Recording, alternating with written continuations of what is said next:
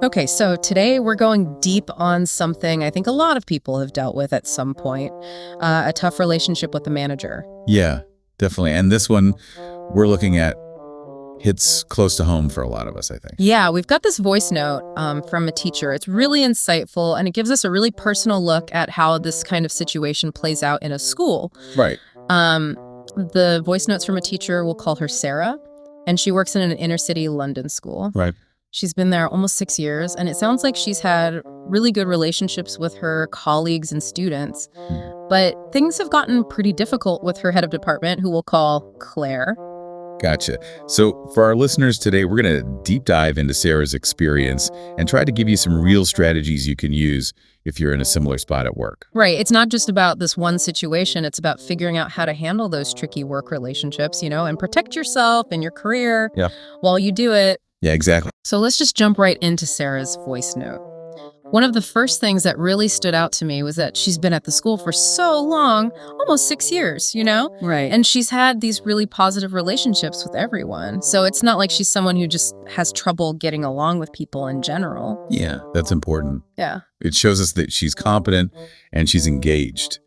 So when she starts talking about these problems with Claire, it's a red flag that something's changed in their dynamic. Exactly. It's not about her not doing her job well. Right. It's about how their relationship has shifted. Mm-hmm.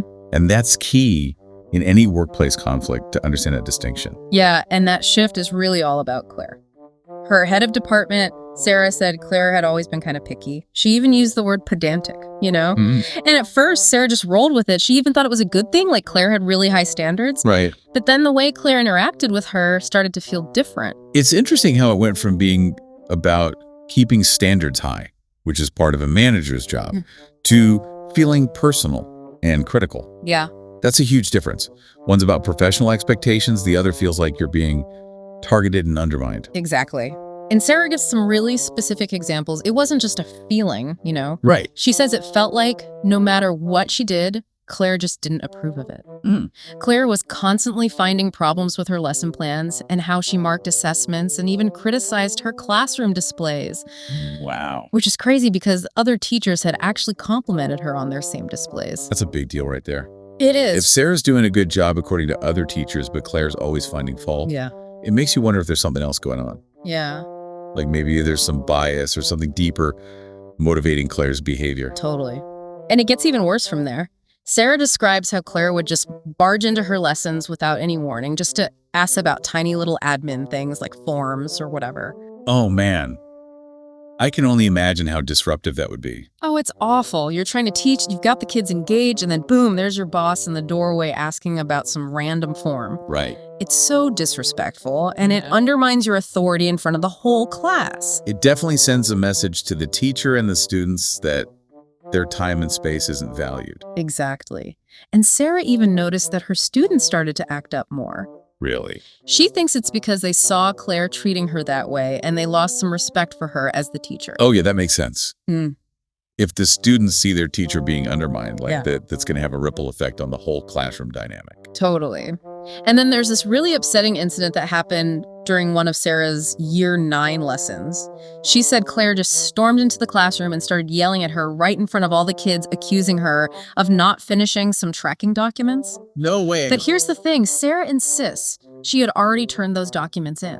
Wow, that's a whole other level of awful. It is. To publicly humiliate her like that in front of her students. It's completely unprofessional. Right. And then to threaten her with a support plan when she'd actually done what she was supposed to do, that just crosses so many lines. It does. It's not just about asking about some paperwork. It's using a formal process to punish her publicly. It is.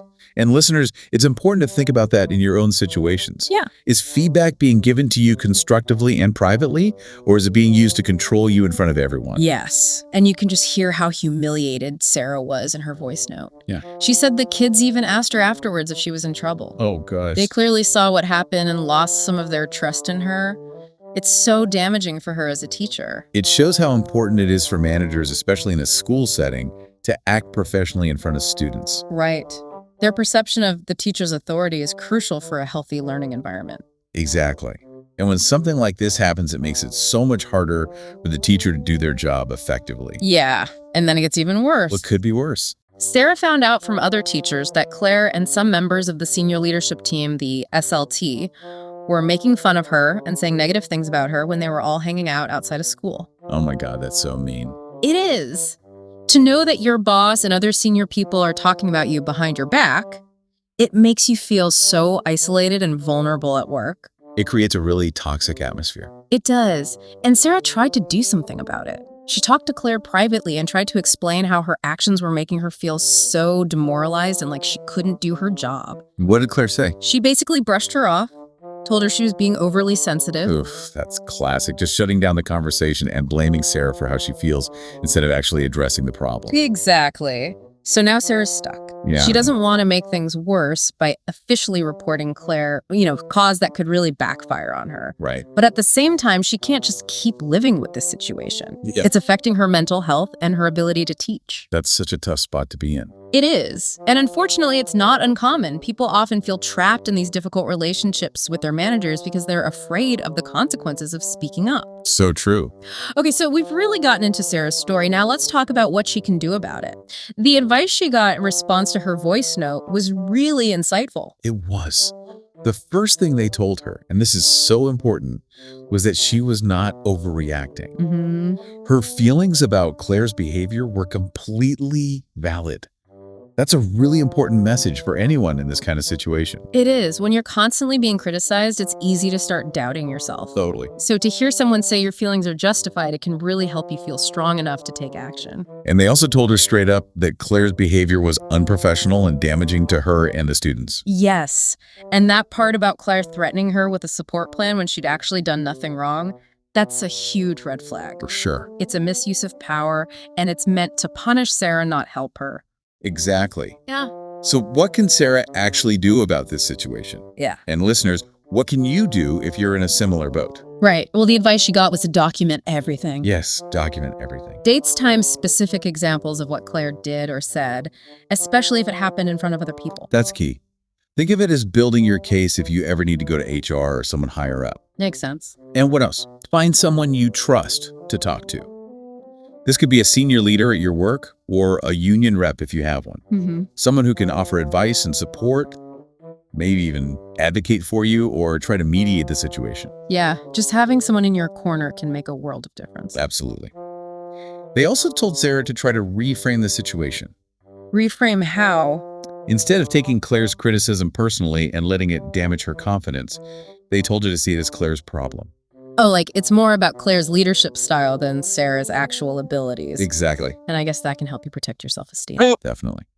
And it helps to remind yourself of all the good things you've done, the positive feedback you've gotten, your successes with students. So don't let Claire's negativity define you. Right. And finally, they suggested that Sarah try having a calm but assertive conversation with Claire.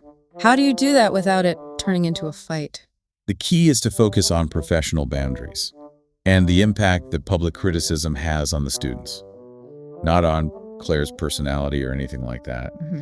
So something like, I appreciate your feedback, but I'd really prefer if we could discuss any concerns privately.